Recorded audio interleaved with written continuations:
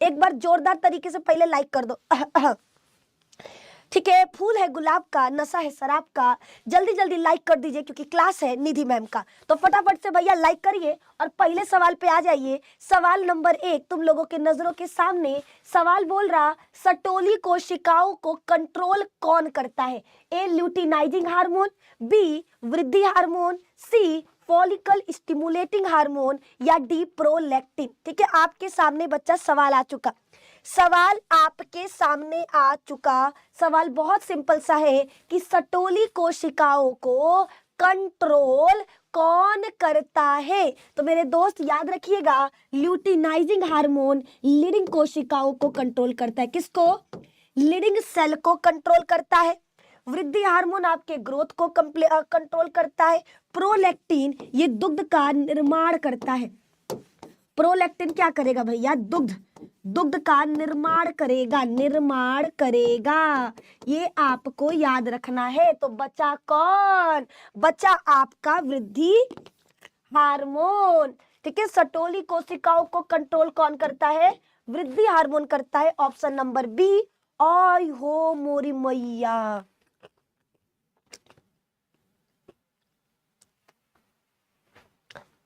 कैसे बनी राम कैसे बनी, ई गधा कुल टॉपर कैसे बनी? अरे नालायको। सी न होगा जी, सी। बी पे हम लगा रहे हैं गलती से। हम तो एक नंबर के हैं। जब मैडम नहीं थी तो बच्चे कैसे होंगे जी? ये बात तो है। हमको सी लगाए तो बी लगा दिए हैं। ठीक है, ऑप्शन नंबर सी मात्र 22% लिखे हैं। याद रखिएगा, सटोली कोशिकाओं को कंट्रोल करने का काम कौन करता है? FSH। जिसको कहते हैं फॉलिकल स्टिमुलेटिंग हार्मोन। ठीक है, जिसको कहते हैं फॉलिकल स्टिमुलेटिंग हार्मोन। ये सभी लोगों को याद रखना है। Option number C. ठीक है, सी आपका बच्चा बिल्कुल सही जवाब है। ठीक है, आइए बढ़ते हैं अगले सवाल की तरफ। नेक्स्ट क्वेश्चन आपका इंतजार करते हुए सवाल बोल रहा है, शुक्राणु जनन की प्रक्रिया में शुक्राणु की उत्पत्ति कहां से होता है? ऑप्शन ए आपके पास है शुक्र जनक नलिका में, ऑप्शन बी है शुक्राणु सहायक नलिका में, ऑप्शन सी है रक्त वाहिनियों में, या डी ए और बी दोनों। आपके सामने सवाल आ चुका। शुक्राणु जनन की प्रक्रिया यानी शुक्राणु बनने की प्रक्रिया को क्या कहते हैं? शुक्राणु जनन कहते हैं। इस प्रक्रिया में शुक्राणु की उत्पत्ति कहाँ होती है? ठीक है, शुक्राणु की उत्पत्ति कहाँ होती है? तो ऑप्शन ए शुक्र जनक नलिका, शुक्राणु सहायक नलिका, या रक्त वाहिनियां, या दोनों। तो आपका सही जवाब हो जाएगा ऑप्शन नंबर ए शुक्र जनक नलिका। ऑप्शन नंबर ए शुक्र जनक नलिका ये बिल्कुल सही है। और ए बताया है कमेंट में 63% बच्चों ने। वाह जी वाह, मजा आ गया। ठीक है, 63% बच्चों ने। ठीक है, जल्दी बताओ, क्लियर है? क्लियर। ठीक है, जल्दी जल्दी फटाफट से भैया जल्दी जल्दी लाइक कर दो। ए भैया कितने कंजूस पड़े हो जी तुम लोग। लाइक करिए पहले, फिर तीसरा का सवाल ले आते हैं तुम लोगों के लिए। आइए तीसरा सवाल आपके सामने आ चुका। माला डी क्या है?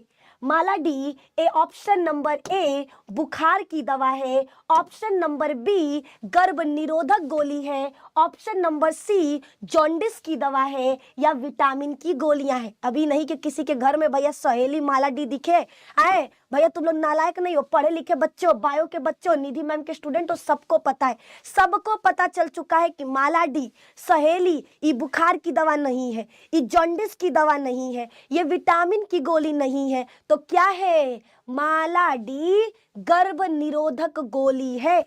माला डी क्या है मेरे दोस्त? याद रखिएगा, माला डी गर्भ निरोधक गोलियां होती हैं। माला डी क्या होती हैं? गर्भ निरोधक गोलियां होती हैं। यानी सही जवाब हो जाएगा ऑप्शन नंबर बी। बी पर हमने वोट कर दिया और बी बताया है 83% बच्चों ने। लास्ट में बताएंगे, लास्ट में लीडर बोर्ड दिखाएंगे किस बच्चे ने सबसे ज्यादा जवाब दिया है और सही जवाब दिया है। ठीक है, कौन बच्चा 70 में 70 क्वेश्चन का जवाब दिया है ये लास्ट में पता चलेगा। एक बच्चा यार, कौनो एगो, बस हमको एगो बच्चा ऐसा दे दो ना जो 70 में 70 सवाल का जवाब दे, मजा आ जाएगा। ठीक है, तो मेरे भाई बहन आज आप मेरा एक रिकॉर्ड बना दो 70 में 70 सवाल का जवाब देने का। ठीक है, पूरा का पूरा 70 क्वेश्चन का जवाब देना, एक भी छोड़ना मत। ठीक है, चलिए बढ़ते अगले सवाल की तरफ। नेक्स्ट क्वेश्चन आपके सामने आ चुका। सवाल है, ओपेरिन तथा हॉल्डेन ने किस विकास का सिद्धांत दिया? ओपेरिन तथा हॉल्डेन ने कैसा सिद्धांत दिया? प्राकृतिक वर्ण, स्वतः जनन का सिद्धांत, रासायनिक विकास का सिद्धांत, अंगों का उपयोग एवं अनुप्रयोग। तुम लोगों को ना एक बहुत इंपॉर्टेंट बात बताना था, जो मैं बताना तो नहीं चाहती थी। ठीक है, मैं कल से ही बहुत परेशान चल रही हूँ बताने के लिए, और बहुत कोशिश की कि ना बताऊँ, लेकिन मुझे बताना पड़ रहा है आप लोगों को। और प्लीज़ आप लोग बुरा मत मानिएगा, है ना। और अगर बताने वाला बात नहीं होता तो हम नहीं बताते, लेकिन ज़रूरी है आप लोगों को बताना कि नए साल पे गाजर का हलवा किसके किसके घर बन रहा है, एक बार हमको बता दीजिएगा। ठीक है, जिसके जिसके घर भी गाजर का हलवा बनने वाला है प्लीज़ बता देना, हम उसके घर पहुंच जाएंगे। ठीक है, यही बहुत इंपॉर्टेंट बात था जो हमें आप लोगों से बताना था। तो गाजर का हलवा जिसके जिसके घर बनने वाला है कमेंट में बता दीजिए। ठीक है, हम उसके घर पहुंच जाएंगे टाइम पर। ठीक है, और इसका करेक्ट आंसर क्या होगा? इसका करेक्ट आंसर क्या होगा? इसका सही जवाब क्या हो जाएगा भैया?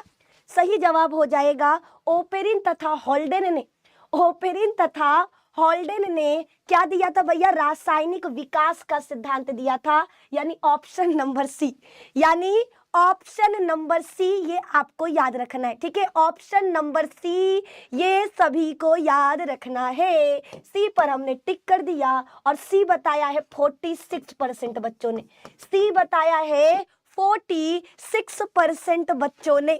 ठीक है, ये सभी लोगों को याद रखना है। हा हा हा, तुमको क्या लगा? क्या लगा? क्या लगा?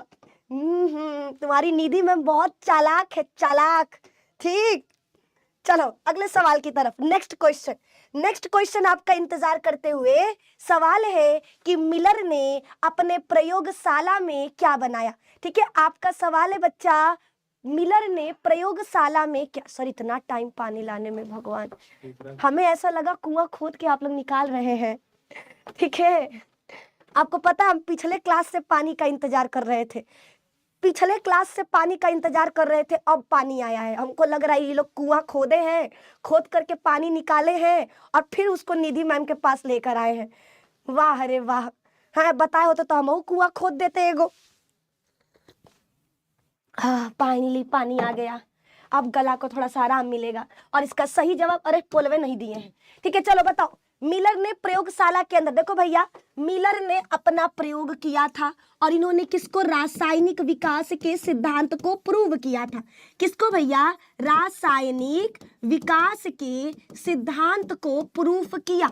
ठीक है ना? ठीक है, तो भैया आपको ये बताना है कि इन्होंने प्रयोग में क्या बनाया। जो भी करेक्ट लग रहा है आपको कमेंट में लिखना है, ABCD, methane, amino acid, hydrogen, ammonia. सही जवाब हो जाएगा option number B, amino acid, और बी बताया है 45% बच्चों ने। याद रखिएगा, मिलर ने अपने प्रयोग में भैया अमीनो एसिड का निर्माण किया। लैब में क्या बनाया था? Amino acid. ए हमारे रसगुल्ला लोग, पोल नहीं आएगा, आपको कमेंट में ABCD लिखना है। जो भी करेक्ट लग रहा है ना कमेंट में लिखिए, है ना। ABCD जवन ऑप्शन करेक्ट लगता है वो आपको कमेंट में लिख देना है। कहां पर? कमेंट में लिख देना है। आइए बढ़ते हैं अगले सवाल की तरफ।